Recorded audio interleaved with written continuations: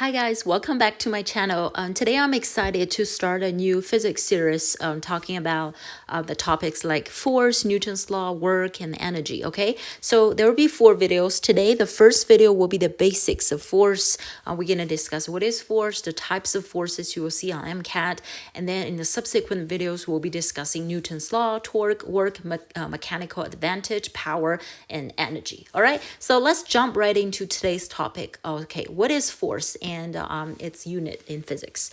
All right, so force in the world of MCAT physics is something that causes acceleration.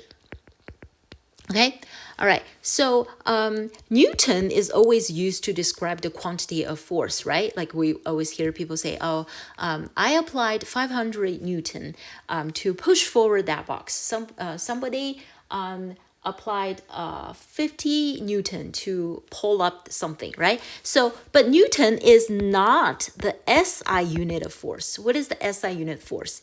It's actually kilogram times meter per second squared, okay? So if you recall the famous equation F equals ma, then A is just force divided by mass, right? So mass is an inherent physical property of the object. So really the acceleration is driven by is proportionally related to the force, right? The more force you give it, the more acceleration it would have, right? So that's what I mean by force causes acceleration. And then if you check the unit, you will see, okay, the SI unit for the mass of any object is kilogram, right? And then the acceleration is basically the change of velocity per second, right? During that one single second. How much does the velocity change? It can be negative acceleration up or positive acceleration, right? All right, and then the unit for the SI unit for the velocity is meter per second, right? And then the whole thing divided by second, you get kilogram meter per second squared, okay? That's how you come up with the SI unit for force. And then this is really a fundamental unit that you want to memorize since later the topics like work, energy, and power, these units are all derived from this fundamental unit of force, okay? All right, now let's move on to different types of forces, okay? So there are actually 4 different forces in the world that we live in, okay? So the first one being the gravity force. And the second force is electromagnetic force. And then the third and fourth are strong and weak nuclear forces that they don't show up on MCAT. So in our video, we'll just be focusing on gravity force and electromagnetic force, okay?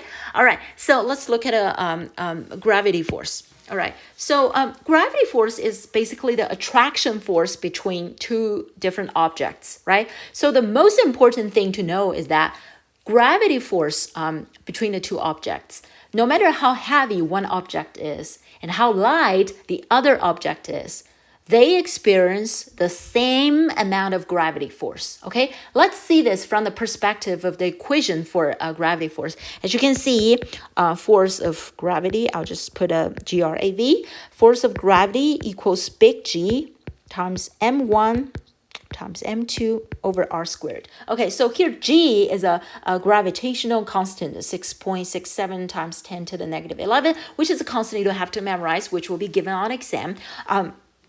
So M1 is the mass of object 1, and M2 is the mass of object 2. And then the R is the distance between object 1 and object 2 squared, right? All right, so as you can see, that if M1 has a like super huge mass, okay, then it would contribute a lot to the gravity force since the mass and the gravity force are proportionally related. Whereas if M2 has is a very light object, it doesn't contribute as much as object 1, right? It would contribute way less to the gravity force if it weighs way lesser than object 1, right? Okay, so but the gravity force both parties experience will be the same because there's just like one equation for how much gravity force both parties experience, okay? All right. So if MCAT, if on MCAT it asks if a 2-year-old newborn infant born on Earth would experience, would the infant experience the same gravity force as the Earth? The answer is absolutely true, right? Yeah. It's just that the infant doesn't contribute as much as the Earth does, since the infant has a way lesser mass than the Earth. Okay, all right. So that's an example. So for all the scenarios happen on Earth, we can actually use the equation F equals mg to calculate the gravity force, right? Just like whenever we draw a free body diagram, we say, vertically the box is experiencing a gravity force F equals mg, right? Okay, so here G equals 9.8 meter per second squared, but on MCAT we're gonna round it to 10. Okay, so the reason why we use this equation here is because this G is basically, so let's say this is M2, so this G is basically the big G times M1, which is the mass of the Earth, divided by R squared. Okay, so imagine if something is on Earth, right? So the distance between the thing and the Earth is basically the distance, the radius of the Earth, right? Because the physical distance between the thing and the Earth can be ignored if the thing is up in the sky, right? But if the object is just on the ground, it's just on the Earth, on the surface of the Earth, then the distance between the thing and the Earth is just the radius of the Earth, right? Because the center of the mass of the Earth is just the center of the Earth. Okay, and then G, the G constant times the mass of the Earth here, M1, divided by R squared would just give us this G, which is 9.8. Okay, we'll just give us this G, which is 9.8, and then we'll use 10 on MCAT. Okay, so this M2 is basically whatever is on Earth, right? So the gravity force that an infant experiences would be F equals the mass of the infant times 10 on MCAT, right? All right, perfect. So if the situation happens on another planet, then the mass and radius of the other planet will differ. Then that would give us a different number than 9.8, right? So, or if we were to calculate the gravity force between the Sun and the Neptune, let's say, then the R would be the physical distance between the Sun and the Neptune instead of any radius, right? And then we would really use this yellow equation, okay? And then whereas this equation is for scenarios happen on Earth. Okay, awesome. So the last thing I want to mention about gravity force is that the earlier example, we talk about the infant and the Earth, they experience the same amount of gravity force, right? But what differs is the acceleration of the two objects, right? So here, F equals mg, right? It's basically F equals ma. So the acceleration, or G, of the infant is the gravity force divided by the mass of the infant, right? Whereas the acceleration of the Earth, the acceleration that the Earth experiences will be the same gravity force, once again, the same gravity force divided by the mass of the Earth, right? So in this case, you can see they experience the same amount of gravity force, but they have very different mass. So the infant and the Earth, who has a lower acceleration? Of course, the Earth, right? Because the Earth has a way larger mass. That gives way less acceleration.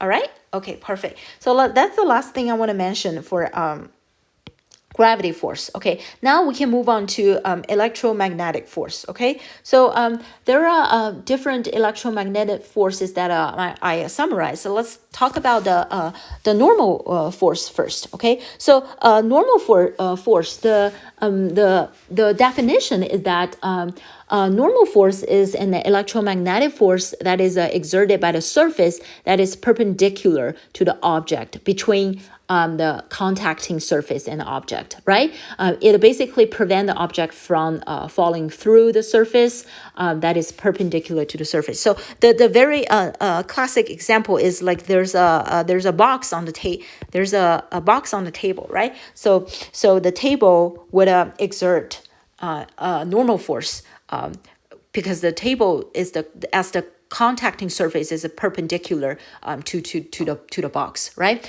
All right. So what I want to remind you of here is that let's say on MCAT it asks you that is normal force dependent on gravitational force?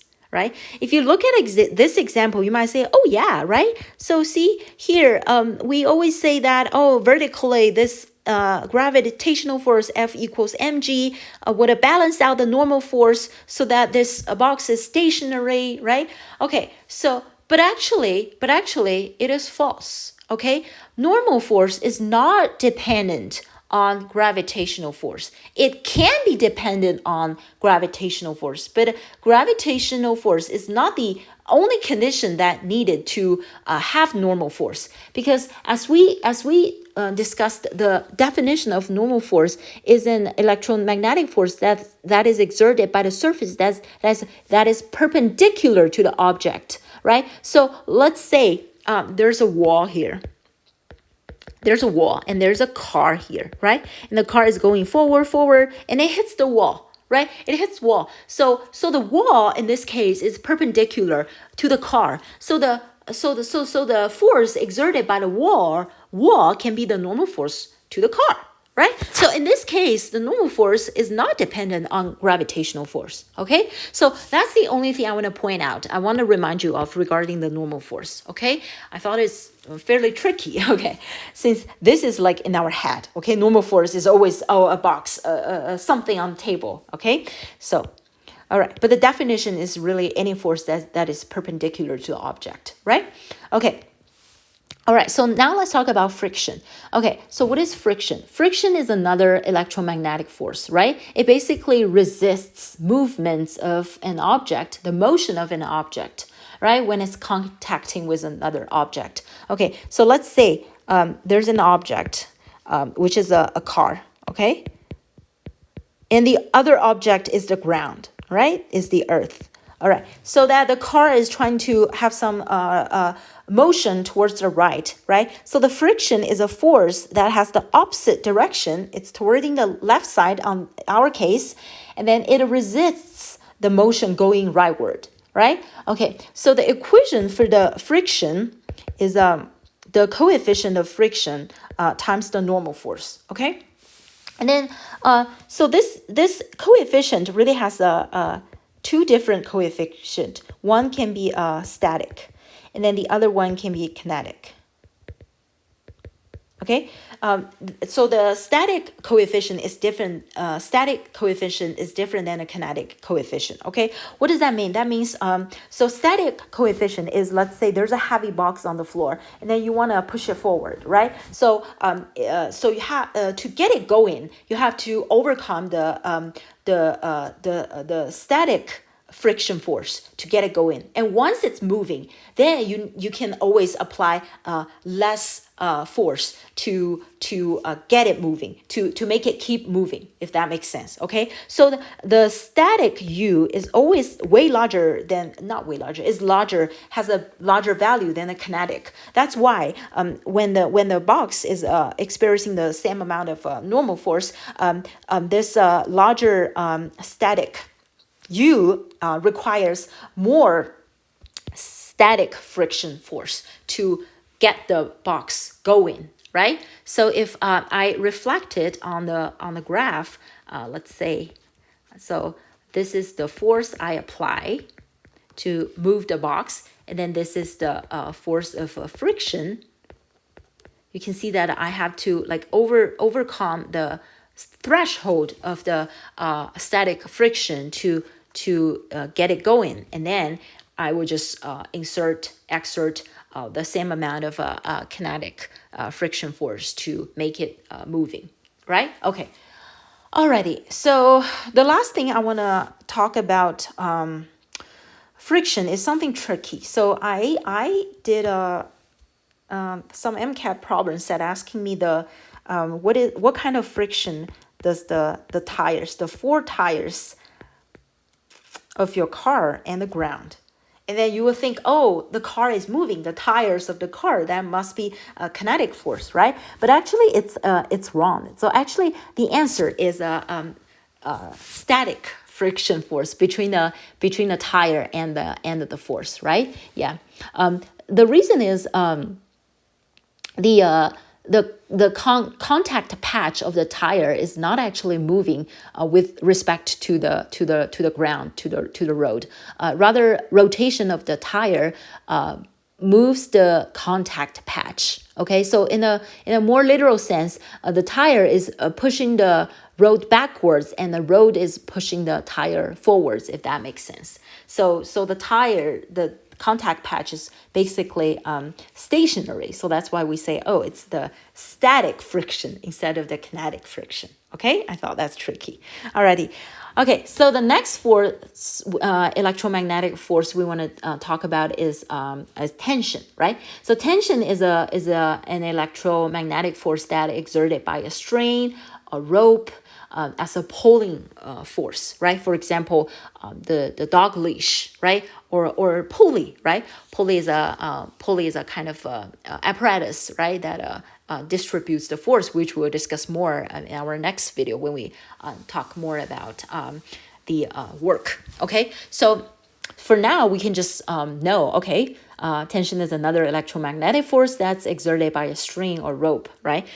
Okay, so the examples can be leash or pulley. Okay, all right, let's move on to spring force. I have something to say about spring force. Okay, so spring force, let's look at the equation first. So spring force, the force is K, which is the spring constant, right? Depending on the quality of the spring, different spring has different spring constant. Okay, which will be given, the value will be given on your exam, okay? So K equals delta X. So what is delta X? Delta X is the distance the spring moves, right? So how does the spring move? Okay, let's draw a picture. So let's say this is a normal spring, right? This is a normal spring. So the first way the spring can move is we can compress the spring, right? Make it more density. If the force is exerted this way, then we compress the force. Then the distance the force moves is from here to now here, right? This is the delta X when we compress the spring. And then this delta X, if you set the convention, it will be negative value, right? Okay, so that's one form of motion. And then the other form is that the spring can be stretched, right? So in this case, the spring moves from here, right? The threshold to here. That's the delta X of the movement of this spring. So in this case, it's stretched, and then it would have a positive delta X. Okay, that's the two ways how the spring moves. Okay, so on the first side, you may think, oh, this is fairly easy, right? How to calculate the spring force. I will be given the K, the spring constant of this spring, and then I just need to know the how much does it travel, and then I'll know the spring force, right? But usually MCAT is not that easy, right? So the application of spring force, as I have seen on MCAT, there are two that I have encountered. Okay, so one is the scenario of fishing. So I've never done any fishing, so I don't know what does a fishing pole look like. But the MCAT problem set that I did is this fishing pole. I don't know if it's true, but there's like a spring that attached to the end of the fishing pole, and then, excuse my drawing.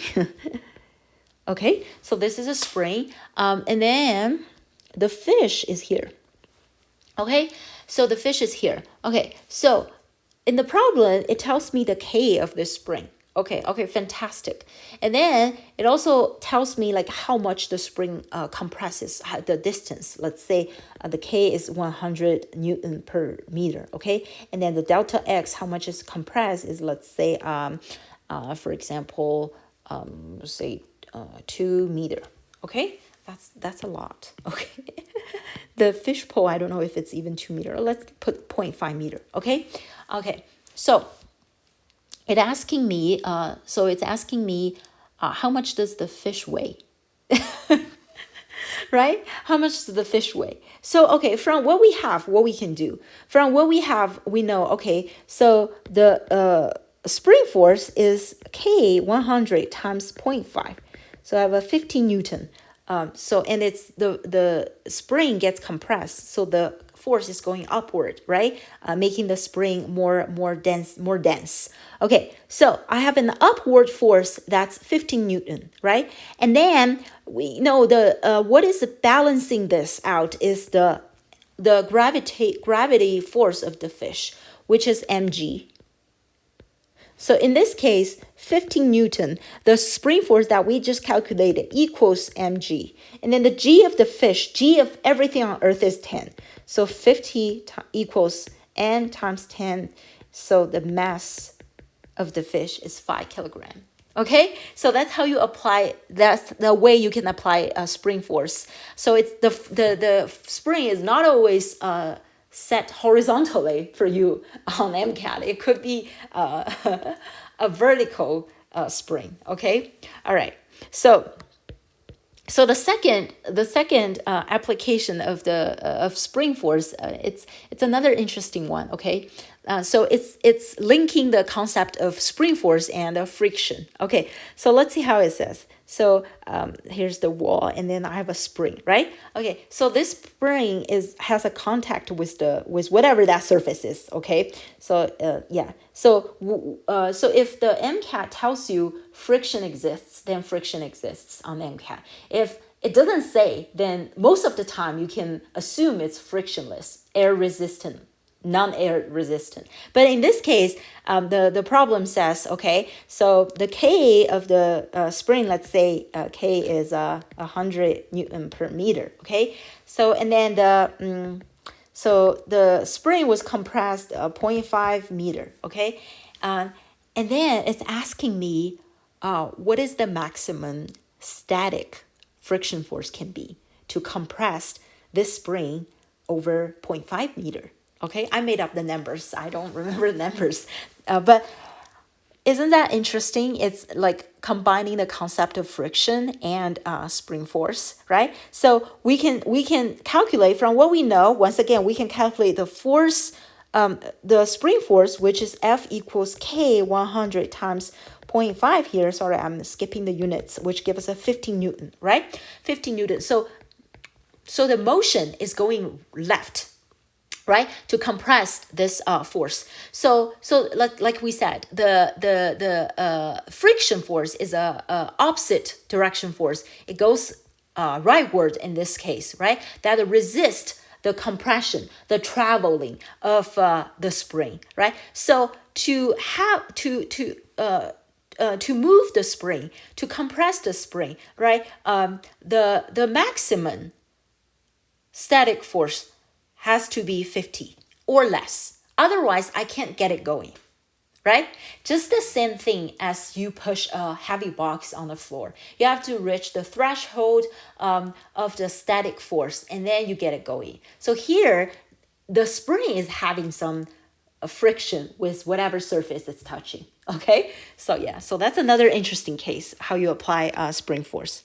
Okay, all right, so number 5 and 6, electrostatic force and magnetic force, we're gonna discuss those equations in later videos. But the reason I list them here is because I wanna summarize all the conservative and non-conservative forces, okay? So all the conservative forces are the gravity force, and then also the normal force, number 1, okay, the normal force, and then the tension, the spring force, the electrostatic force, the magnetic force. These are forces that are all conservative forces, okay? And then non-conservative forces are number 2, which is the friction force, and then also air resistance and viscosity. Okay, we'll talk about more about viscosity when we talk about fluid. Okay, so what's the difference between conservative force and non-conservative force? So conservative force, it doesn't dissipate energy, right? The energy is conserved, right? Something transfers from kinetic energy to potential, from kinetic energy, from potential energy to kinetic energy, something like that, right? It's conserved. Okay, whereas the non-conservative force, like friction and air resistance, it really dependent on the path, right? If you travel a long way and the car is facing air resistance and the friction, and then the longer path you have, the more energy you dissipate, right? The energy will be dissipates as heat or noise, like that. Okay. Alrighty, so that's you need to know about conservative force and non-conservative force. And then lastly in this video, I want to talk about centripetal force. So centripetal force is a force that caused by another force, right? So centripetal force is is actually all the force can. Not all the force, like most of the forces can generate centripetal force, and then it causes something to move in a circular path, like the satellite, right? So above so all the above forces we discussed can basically cause centripetal force, right? The gravity force, the normal force, friction, tension, spring force, they can all cause centripetal force. Okay, so that's it for today. And then in the next video, we're going to talk about Newton's law and